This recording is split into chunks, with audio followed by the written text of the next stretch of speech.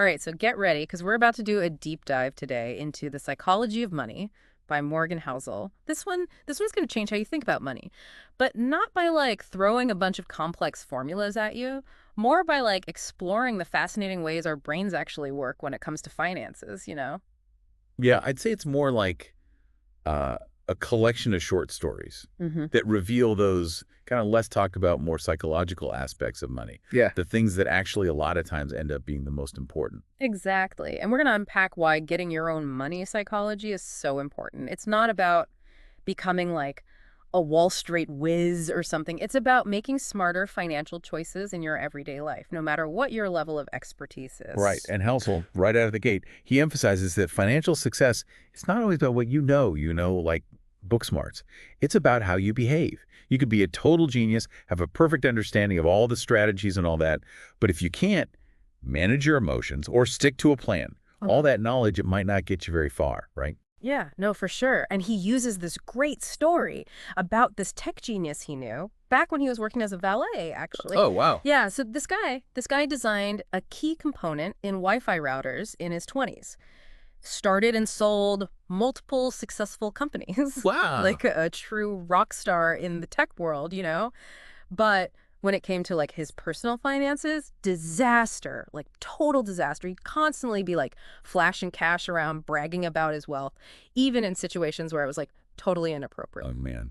That's so interesting, just the contrast, right? Like brilliant in this one world, Yeah. but struggling with something that seems so basic to so many other people Mm-hmm. really highlights that intellect and financial success, not always a one-to-one thing. Totally. And that it makes me think about, myself. Like, how many times have I made a financial decision where it was more about like how I felt about the money rather than like logic, Yeah. leading to a less than ideal outcome, shall we say. I'm sure everyone listening has probably been there too at some point. And that's what, Housel's getting at. Getting a handle on our behavior can be just as crucial or even more so than mastering all those fancy financial concepts. Yeah, and another point he makes that I thought was really interesting is that each of us, we kind of view money through this unique lens, shaped by our own personal history, right? Our experience with things like inflation, recessions, or even just watching our parents with money. All that creates this like financial fingerprint, I guess you could call it. Yeah. That influences our risk tolerance, the way we approach financial decisions. You know what I mean? Totally. He uses a great example from the 1960 presidential election. It was a big deal that JFK, he didn't personally experience the Great Depression, right? Oh, right, yeah. And his opponents at the time, they argued that, someone who never went through that economic hardship, they couldn't possibly understand the complexities of leading a nation through financial challenges. Makes sense. I mean, if you haven't lived through something like that, it's hard to truly grasp the impact it has, right? And it's not just historical events that shape us. Yeah. It's generational differences too. Someone who like came of age during that high inflation in the 70s, their view on bonds might be totally different from someone who grew up with the kind of stable markets of the 90s. Oh, yeah, for sure. Totally different environments. Those experiences, they become like part of our financial DNA almost, right? It's like a collective memory that influences how a whole generation approaches money. It's true. And, he brings up this thought-provoking example too, the lottery ticket paradox. You know how people with limited resources often spend disproportionately on lottery tickets, despite the odds, right? Yes. That might seem irrational if you just look at the numbers. But when you consider that, their lived experience might be full of financial scarcity. That slim chance of a life-changing win, it takes on a whole new meaning. Yeah, it changes the whole calculation, right? It's not just about the odds anymore, it's about hope. So what we're seeing here is there's no one-size-fits-all approach to money. What seems rational to one person could be completely different for someone else, right? Our personal stories, our experiences, they create the framework that we use to make sense of financial decisions. 100%. Yeah. And now, get ready for this one, because this is where things get interesting. The idea that luck and risk are basically inseparable, especially when you look at those like extreme cases. Okay, yeah, I'm intrigued. Where's he going with this? He uses Bill Gates as a prime example. The fact that Gates went to Lakeside School, one of the only schools at the time with computers, that played a huge role in his future success. Think about it. Out of, I don't know, 303 million high school-age students in the world in 1968, only like 300 went to Lakeside. Wow, okay. It's like winning the lottery in a way. Yeah, right. Those odds are just incredible. And while there's no doubt Bill Gates is brilliant. This story, it challenges the idea that success is all about merit. It shows just how powerful those random events can be, those chance encounters that can just totally change your trajectory. It makes you wonder how much of anyone's success, even someone like Bill Gates, can be attributed to pure luck? Yeah, and he goes on to caution us about something called survivorship bias. We tend to learn from the people who made it, right? Which can give us this distorted view of what it takes to succeed. We might overestimate the role of skill and underestimate the role of chance, simply because we don't hear the stories of the people who didn't make it. Right, the people who didn't win the lottery, so to speak. Exactly. He shares this great anecdote from John Bogle, the founder of Vanguard. Bogle was at a party hosted by a billionaire, and this billionaire, he claimed his first million pure luck. But when asked about it later, he insisted it was all skill, almost like our egos can't handle the idea that our achievements might not be entirely our own doing. Yeah, we like to take credit for the good stuff, but not so much for the bad stuff. Right, exactly. It's interesting, though, thinking about Bill Gates and this billionaire. It makes you realize you gotta look beyond the surface. Acknowledge that chance plays a role in both success and failure. Makes you approach things with a bit more humility, maybe. For sure, a little more understanding, too, for ourselves and others. Yeah, for me, the takeaway is be more compassionate towards myself and others. Maybe those failures weren't entirely my fault, and the successes maybe got a little help from fate. Kind of liberating, actually, to think that luck is part of the equation. It is, and shifting gears a bit, let's talk about something that's pretty universal, I think. That feeling of always wanting more. Oh, yeah. The never-ending quest for bigger, better, more. Always needing the latest gadget or a higher salary, even when you're doing okay. Yeah, I'm definitely guilty of that. We all are, to some extent, right? Housel calls it the moving goalpost phenomena. As our income, our achievements rise, our expectations rise right along with them, which means happiness becomes this constantly shifting target, leaving us always wanting more. Yeah, never satisfied, always reaching for the next thing. And he uses some pretty heavy examples to illustrate this, like Rajat Gupta, the former Goldman Sachs director, convicted of insider trading. Oh, wow, yeah. This guy, he had already achieved incredible success, wealth, but he risked it all for even more. A cautionary tale, for sure, about the dangers of never feeling like you have enough. Yeah, and then there's Bernie Madoff, orchestrated the biggest Ponzi scheme in history. Right, I mean, he had hundreds of millions of dollars, but still he kept chasing even greater riches. These are obviously extreme examples, but they show a very real tendency in all of us. To always want more. Yeah, even when we have plenty. Exactly. It's like it's built into us, this need to keep climbing, keep acquiring. But how do we break free from that? Like how do we escape that cycle? Well, Housel, he offers some, I think, really good advice here. He suggests, first, focus on what you need and want, not what other people have. It's easy to get caught up in the comparison game, especially today. Social media, everyone's showing off their highlight reel. Oh, it's so true. It's impossible to ignore. And you start thinking, well, if they have that car, that house, I need it too. But do I really though? Do those things actually, matter to me? Exactly. They might not fit with your values at all or bring any real lasting happiness. And that leads to a second piece of advice. Recognize that social comparison, it's a thief of joy. If you're constantly measuring yourself against others, you're setting yourself up for disappointment. There's always going to be someone with more, who's achieved more, who seems happier. It's a game you can't win. It's so easy to fall into that trap, though. You see someone with something you want, and suddenly you feel like you're lacking. It's human nature, but we can retrain ourselves. So instead of focusing on what we don't have, maybe we should appreciate what we do have, like focus on the good stuff. Exactly. It's a simple shift in perspective, but it can make a huge difference. Totally. And then House's third point, this one's big. He says we need to define enough for ourselves. Yeah, like what does a fulfilling life actually look like for you? What are your priorities, really? Once you have that clarity, it's easier to resist chasing those things that don't actually matter. It's about taking control, right? Like defining success on your own terms, not letting society tell you what you should be striving for. Exactly. And speaking of striving, let's talk about investing. Housel has a really refreshing take on this. He emphasizes that time is your greatest ally when it comes to building wealth. It's about the magic of compounding. Okay, I've heard of compounding, but honestly, I've never fully understood it. Can you break it down for me? Sure. So imagine you plant a tree. At first, the growth is slow. You barely notice it. But as that cream matures, the growth becomes exponential. Each year, it builds on the growth of the previous year. And over time, you have this remarkable transformation that's compounding. It's about consistent long-term growth, even if those initial gains seem small. So it's not about getting rich quick. It's about slow and steady wins the race. Exactly. Think of Warren Buffett, one of the most successful investors ever.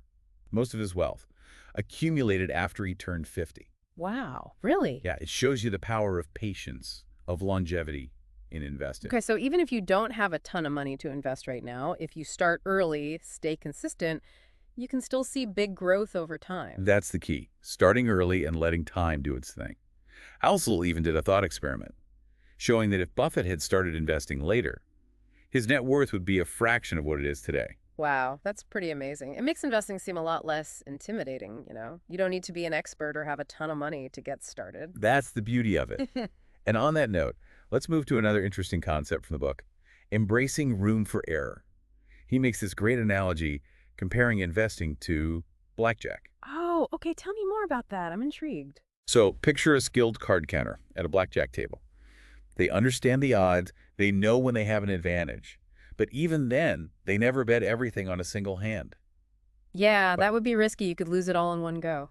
Right. They understand that a single loss could wipe them out. So they always maintain a buffer to withstand those unexpected swings. They plan on the plan not going according to plan. So they're managing risk, not trying to eliminate it completely. Exactly. And how does this apply to investing? Are you saying we should always hold back some money, even when we feel good about an investment? In a way, yes. It's about recognizing that the future is uncertain. No matter how much research you do, there are always factors beyond your control. Things happen, markets change, even the best investments can go south. So just like that blackjack player, we need a margin of safety. Right. Be prepared for the unexpected. Don't put all your eggs in one basket. And he connects this to Bill Gates, too. Early on at Microsoft, Gates always kept a year's worth of payroll in the bank. That's smart, creating that financial cushion. Yeah, it shows that financial security, it's not just about maximizing returns. It's about having that resilience to handle setbacks. It's about being able to stay in the game, even when things get tough. That's a really good point. I hadn't thought of it that way. And on the topic of things we might not think about, let's talk about something Housel calls reasonably rational. Yeah. It's the idea that we're human, not robots. Emotions are part of the equation. Oh, yeah, for sure. I know I've made financial decisions based on gut feeling. Or, like emotional attachments rather than pure logic. Sometimes it's hard to separate the two. It is, and he uses this interesting analogy to illustrate that. The way we treat fevers, we know fevers are often a good sign, our body fighting infection, but we still take medicine to lower it, to feel better. Emotions overriding logic, even when we know better. Yeah, we want that immediate relief, even if it's not the best thing long term. Exactly. So it's not about being completely emotionless, like a robot. That's not realistic. And it can actually backfire. So we shouldn't try to ignore our emotions. We should acknowledge them. Exactly. Understand where they're coming from, then make informed decisions. Decisions that take both logic and feelings into account. So finding that balance between the head and the heart. Right. And Housel has some practical tips for that. First, choose investments you love that you can stick with, even when things get volatile. If you're passionate about something, you're more likely to ride out the storm. Exactly. And second, he says it's okay to make forecasts, even if they're wrong. The act of thinking through different scenarios, it helps you plan, prepare. So it's not about predicting the future perfectly. It's about having a plan. And being adaptable when things inevitably change. Okay, that makes sense. Now, let's get into one of the most fascinating parts of the book, the power of narrative.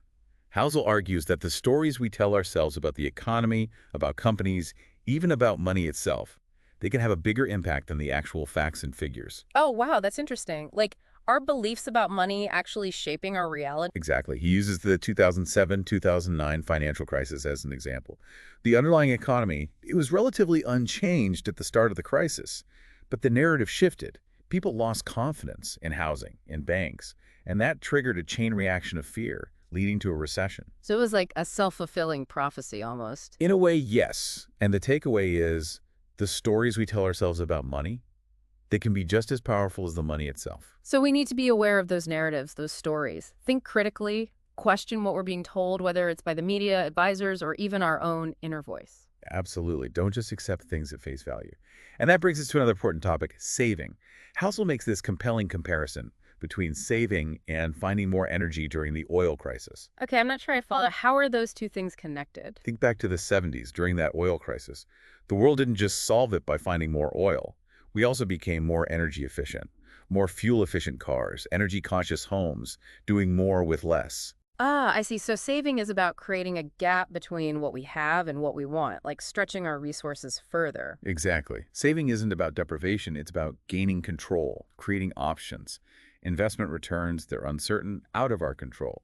But our savings rate, that's something we can directly influence. And he makes a good point about how sometimes focusing on saving can be more impactful than obsessing over tiny gains in investment returns. Right. Sometimes the simple things are the most effective. Okay, that makes me feel a bit more empowered, like something I can actually control.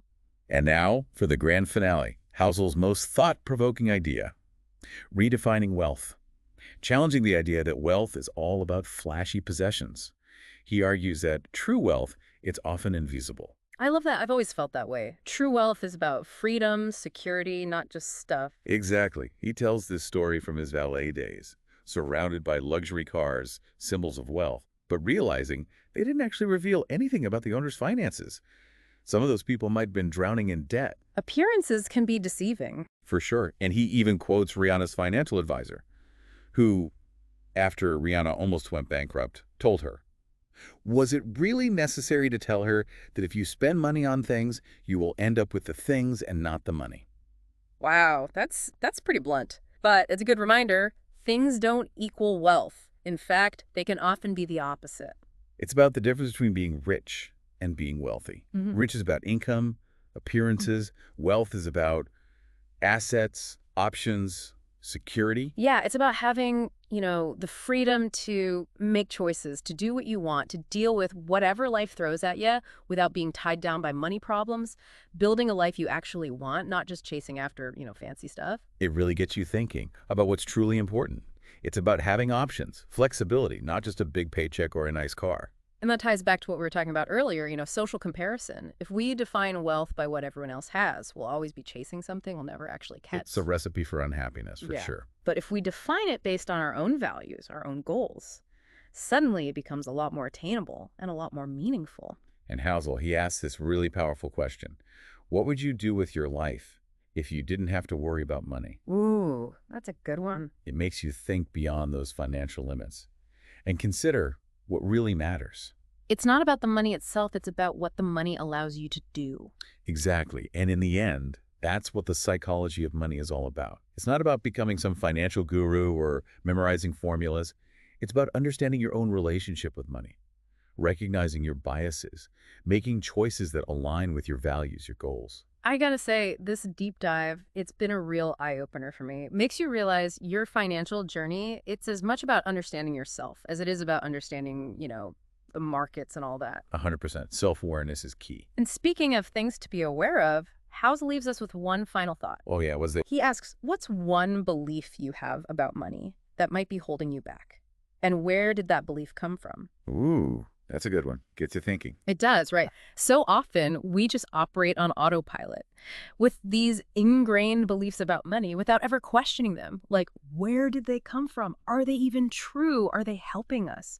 So I encourage everyone listening, take some time to examine your own money mindset. You might be surprised by what you find. It could be the start of a whole new chapter in your financial life. Absolutely. Knowledge is power, right? And on that note, that's a wrap on our deep dive into the psychology of money. Hope you all enjoyed it, learned a thing or two, and most importantly, start thinking about those money beliefs. You might just unlock something amazing.